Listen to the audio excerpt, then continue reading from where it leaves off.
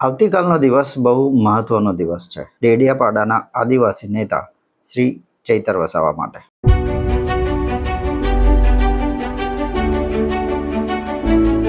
આપણાને ખબર છે કે 5 તારીખે ચૈતર વસાવાના પક્ષના વકીલે હાઈકોર્ટમાં દલીલો મૂકી હતી.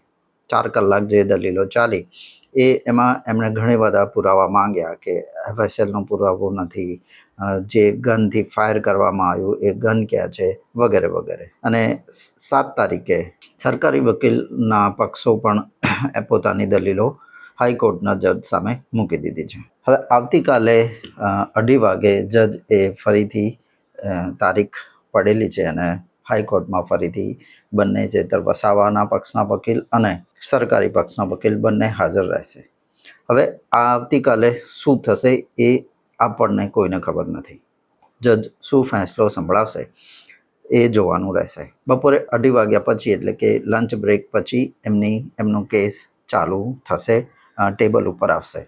એટલે 2:30 વાગે થી દલીલ મૂકશે. બંને પક્ષોએ દલીલ પોતાની મૂકી દીધી છે, પરંતુ હવે જજ શું ફેંસલો આપે છે એ જોવાનું રહેશે.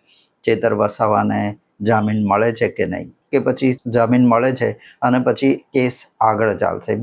બીજા દલીલો, બીજા પુરાવા વગેરે માટે કદાચ સરકારી વકીલ થોડોક સમય માંગે કે ભાઈ અમને હજી પુરાવા અમારે એકઠા કરવા છે તો થોડોક સમય આપો, એટલે આગલી તારીખ પડવાની શક્યતાઓ છે. પરંતુ જો એવું ના બને તો કદાચ ચૈતર વસાવાને આવતીકાલે જામીન મળી જાય.